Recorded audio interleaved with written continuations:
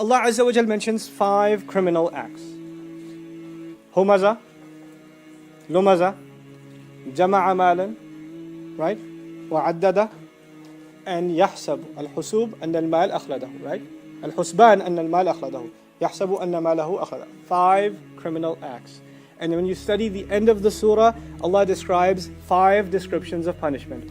Hutama, Narullahi al-Muqada, Allati tattali'u ala al-af'ida. Number 3, Innaha alayhim muqsada. Number 4, Fi amadin mubaddala. Number 5. Incredibly balanced surah. And an incredible way to strike fear into the heart of the one who is immersed in this kind of attitude.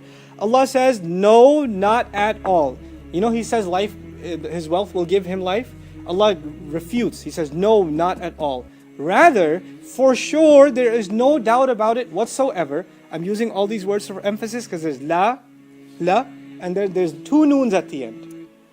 And then Allah says, لَيُنْبَذَنَّ, he will definitely be thrown. And this is to throw something that has no value to you. This was the word used to describe Bani Israel when they threw Tawrat behind their back. نَبَذَ فَرِيقٌ مِّنَ الَّذِينَ أُوتُوا الْكِتَابِ كِتَابَ اللَّهَ وَرَاءَ ظُهُورِهِمْ.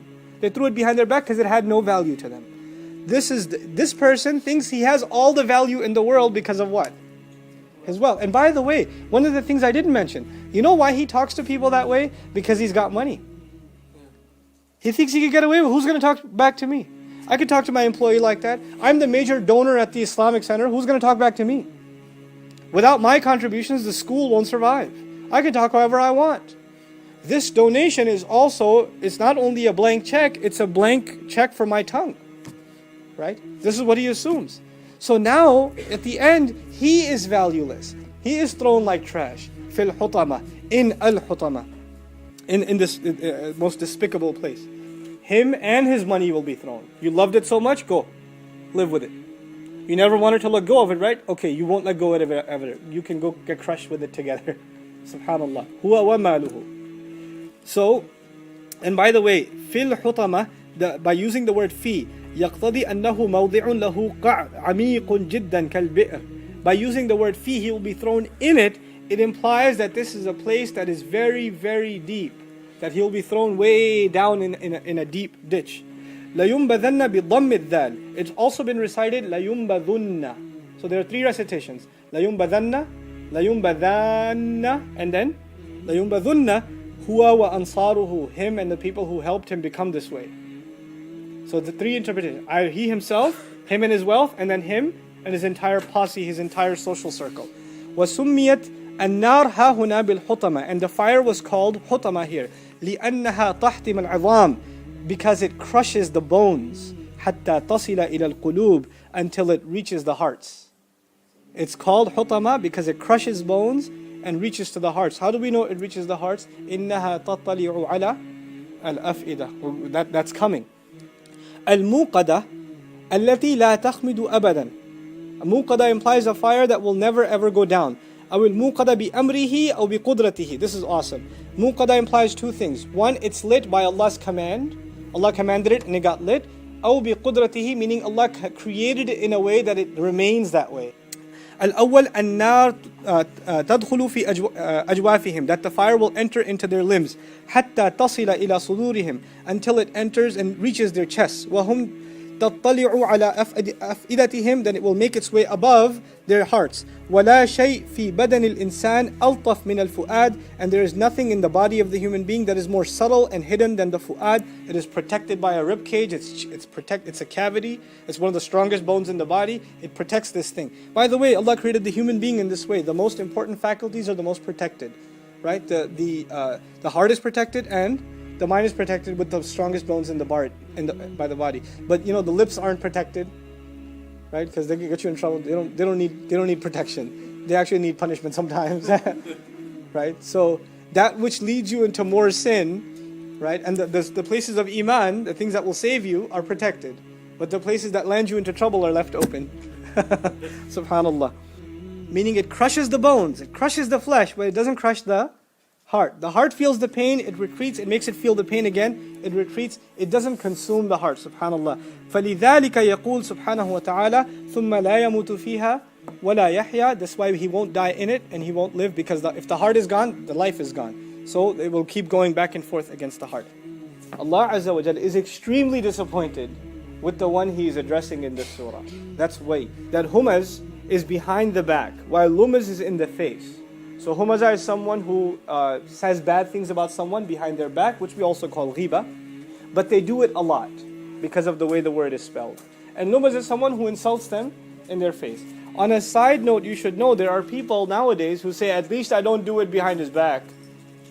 Right? As though insulting someone to their face is an accomplishment.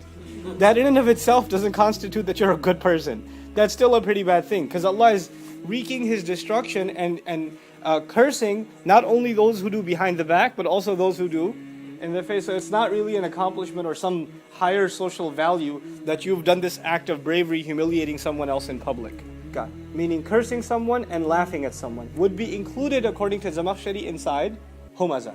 Cursing someone, meaning using foul language against someone, that's al-la'na.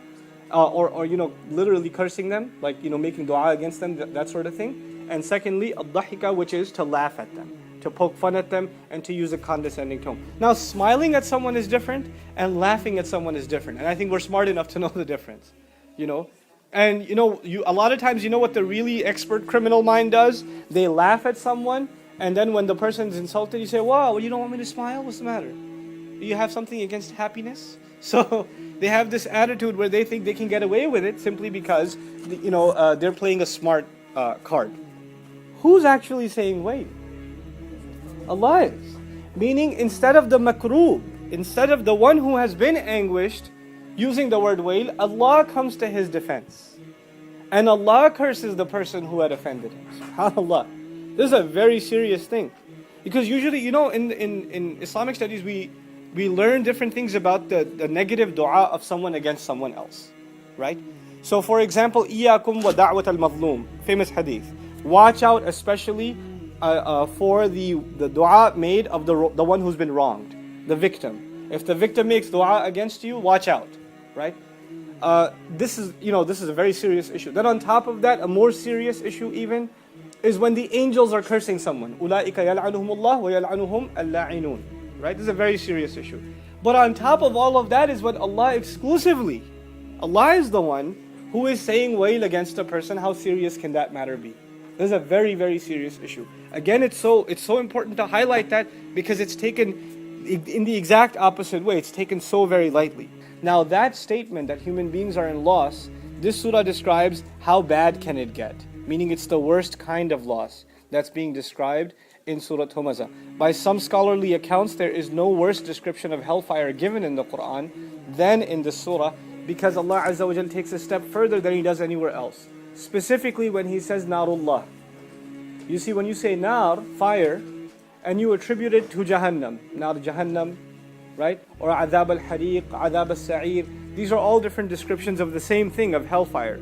But when you attribute it to Allah, then you've taken a step beyond anything else. It's like comparing a fire made by me, a fire lit by me, versus a fire lit by someone who knows how to make a fire better than myself. Right? But now Allah is saying the fire lit by who? By Allah, which means it's an incomparable kind of fire. It's fire beyond imagination and something Allah has Himself taken, made special arrangements for. So the fact that He mentioned His name next to the fire, Lafz al-Jalala, in and of itself constitutes that this is the strongest surah of warning and terrorizing the warning of the hellfire. Shallow translation, the one who gathered wealth and counted it. That's the shallow translation. So what's the connection between the one who's always critical of people and the one who's gathering wealth? When the one who's always gathering wealth doesn't give any of it, so gets criticized by the people as being greedy. And he doesn't like being criticized. And the best defense is offense. Right? So before he can get to hear from someone, you should be more charitable, you should worry about, there are other things to worry about in life than money. Before he gets to hear that criticism, what does he constantly do? Constantly describing others' flaws. Engaged in being humaza or lumaza, or both rather, even worse, being engaged in both. Covering his own flaw of being indulged in his own wealth, or her own wealth. This is the first thing. Allah is condemning this person. It's not a time to recite it nicely. Allah is not being nice to him. Nasb ala dham. Right? He's being condemned, he's being scolded by Allah. And this zajr from Allah Azza wa Jalla is supposed to in and of itself be terrorizing. Your wealth compared to the wealth that is out there in the world is nothing. So what is it that you're so proud of? It's haqir. فَكَيْفَ يَلِيقُ بِهِ أَنْ يَفْتَخِرُ بِذَلِكَ الْقَلِيلِ. How can it be for anyone of intellect that they be proud of something so minuscule? The other way, some ulama looked at it, they said, فَمَا مَتَاعُ الْحَيَاةِ الدُّنْيَا فِي الْآخِرَةِ إِلَّا قَلِيلٌ في سورة التوبة. The entire utility of worldly life when compared to the next is nothing but a little. This is what you're proud of? This is really what you have to, that you're so full of yourself about? Compare this to this same person's attitude on the Day of Judgment. Allah says, on the Day of Judgment, nothing will benefit him. مِلْءُ الْأَرْضِ ذَهَبًا وَلَوْ افْتَدَى بِهِ. Even if he offers the weight of the entire planet Earth in gold and tried to exchange that for his own salvation, gave that away, it wouldn't benefit him. So what is he so proud of? It doesn't make any sense.